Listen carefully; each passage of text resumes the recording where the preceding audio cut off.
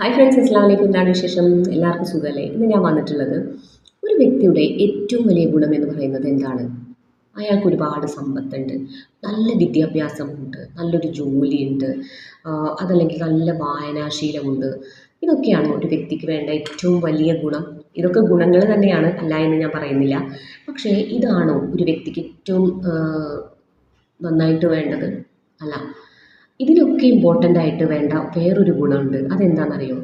ഒരാളുടെ മനസ്സിനെ വേദനിപ്പിക്കാത്ത രീതിയിൽ സംസാരിക്കുക എന്നുള്ളത്, അവരോട് വേദനിപ്പിക്കാത്ത രീതിയിൽ പെരുമാറുക എന്നുള്ളത്, അതാണ് ഒരു വ്യക്തിയുടെ ഏറ്റവും നല്ല ഗുണം.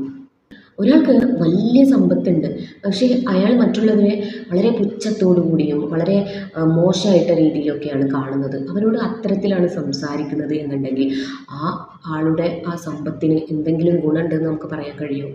ഇല്ല.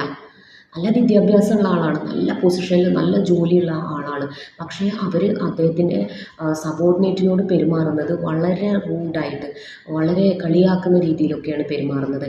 ആ വ്യക്തി ഒരു നല്ല വ്യക്തിയാണെന്ന് പറയാൻ നമുക്ക് കഴിയുമോ? ഇല്ല. നന്നായിട്ട് വായനാശീലമുണ്ട്, പുസ്തകങ്ങളൊക്കെ നന്നായിട്ട് വായിക്കും. എല്ലാ പുസ്തകങ്ങളും അദ്ദേഹം എല്ലാ പുസ്തകങ്ങളും അദ്ദേഹം വായിക്കും. എന്തിനെക്കുറിച്ച് നമ്മൾ ചോദിച്ചാലും പറഞ്ഞു തരും. അത്രയ്ക്കും അറിവാണ് അദ്ദേഹത്തിന്. പക്ഷേ അദ്ദേഹത്തിന് ആളുകളോടുള്ള പെരുമാറ്റം അത് വളരെ മോശമാണ്. അതായത് വിദ്യാഭ്യാസമില്ലാത്ത അതല്ലെങ്കിൽ വായനാശീലമില്ലാത്തവരൊക്കെ മോശക്കാരാണ് എന്നുള്ള രീതിയിൽ പുച്ഛിച്ച് സംസാരിക്കുക, അല്ലെങ്കിൽ ബോഡി ഷേമിങ് നടത്തുക, ഇത്തരത്തിൽ മറ്റുള്ളവരുടെ മനസ്സിനെ വേദനിപ്പിക്കുന്ന രീതിയിലൊക്കെ സംസാരിക്കുന്ന ആളാണ് എന്നുണ്ടെങ്കിൽ അദ്ദേഹത്തിൻ്റെ ആ വായനാശീലത്തിനോ അല്ലെങ്കിൽ അദ്ദേഹത്തിൻ്റെ ആ അറിവിനോ വല്ല ഗുണവുമുണ്ടോ? ഒരിക്കലുമില്ല. അങ്ങനെ ഒരു ഗുണമേ അദ്ദേഹത്തിന് ഇല്ല എന്നുള്ളതാണ് സത്യം.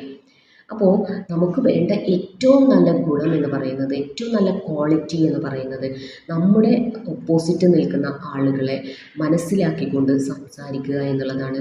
അവരുടെ മനസ്സിനെ വേദനിപ്പിക്കാത്ത രീതിയിൽ, അത് ഒരു പക്ഷേ തമാശ രൂപേണ നമ്മൾ പറയുന്ന കാര്യമായിരിക്കും, അത് അവരുടെ മനസ്സിനെ വേദനിപ്പിച്ചെന്ന് വരാം.